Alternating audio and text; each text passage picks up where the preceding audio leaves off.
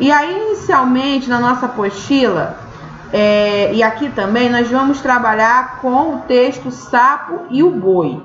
Vamos acompanhar a leitura? O sapo coachava no brejo quando viu um boi se aproximar do rio para beber água.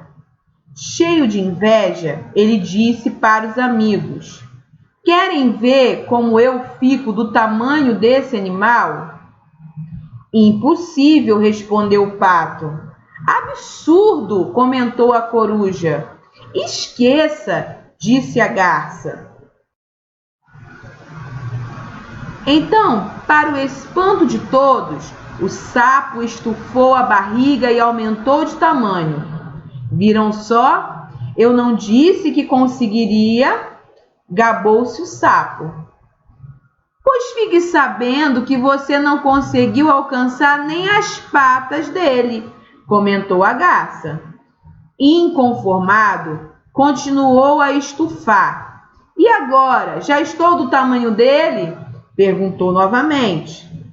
"Só se for do tamanho de um bezerro", respondeu o pato. "E é bom você parar com isso antes que se machuque." "Só vou parar quando ficar maior do que o boi."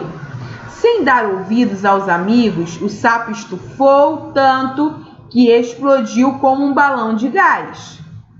"É nisso que dá, não se conformar com o que se é", disse a coruja, que não pensava em outra coisa, a não ser continuar sendo ela mesma.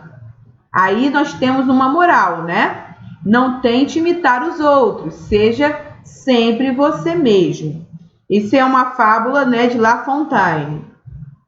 Então, o que esse texto traz para nós de características próprias? Primeiro, esse texto é uma narrativa. Por que é uma narrativa? Nós já vimos que narrar é o mesmo que contar uma história. Segundo, os personagens desse texto não são seres humanos, são animais que se comportam como seres humanos.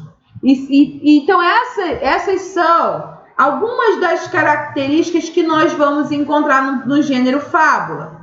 Outra coisa, ao final, normalmente se tem uma moral da história, ou se tem ao menos um fundo de ensinamento, um fundo de reflexão para o leitor. Então vamos ver aí um pouco mais sobre esse gênero? Então, algumas coisas que nós precisamos nos atentar sobre o gênero fábula.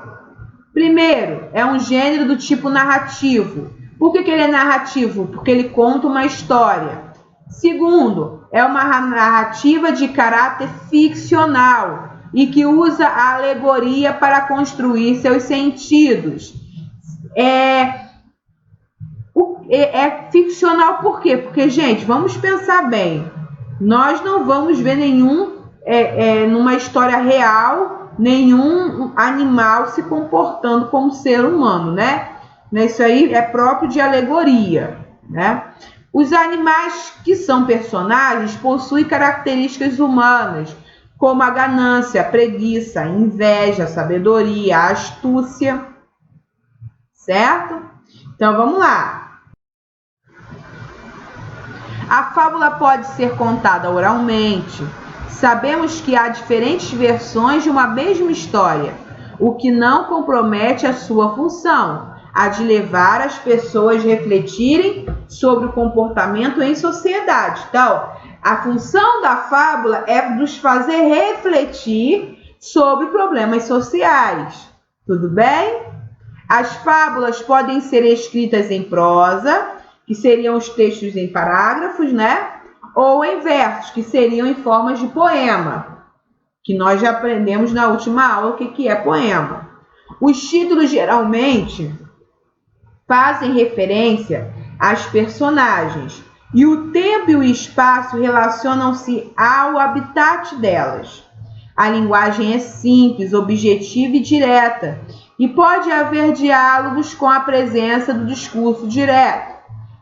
os diálogos normalmente separados pelos travessões, né? Lembrem-se aí que para usarmos os travessões é preciso dar o espaço de parágrafo, colocar o travessão e aí escrever, tá? São só curiosidades que nós devemos nos atentar e lembrar o escrever. Então, como é que é também uma estrutura de uma fábula? Sendo a fábula um texto narrativo, é importante lembrar-se de que ela deve ter uma estrutura mínima de começo, meio e fim. Ou seja, no início, apresentamos os personagens e a situação. Normalmente é o primeiro parágrafo, em que você vai situar o leitor quais são os personagens, onde eles estão e o que eles estão fazendo. Depois, desenvolvemos o texto de forma que as personagens interajam em torno de uma situação.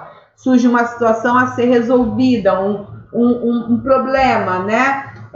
Uma situação, problema para ser resolvida. Por fim, criamos um final surpreendente, normalmente que vai resolver esse problema, né? Ou não, né? Vai ter um final que gere a reflexão dos leitores sobre o ensinamento, uma moral, ao qual aparece no final do texto geralmente, tá? Então são essas, pessoal, as principais características de uma fábula que nós precisamos nos atentar para que a gente possa reconhecer esse gênero quando nós tivermos contato com ele, tá bom? Então vocês já farão os exercícios de interpretação de texto sobre a fábula que nós lemos no início dessa aula, tá bom?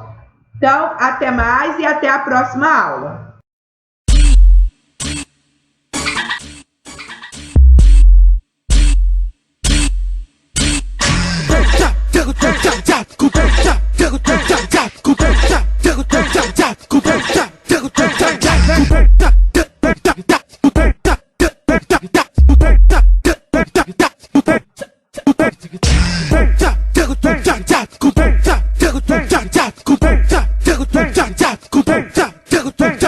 Cool.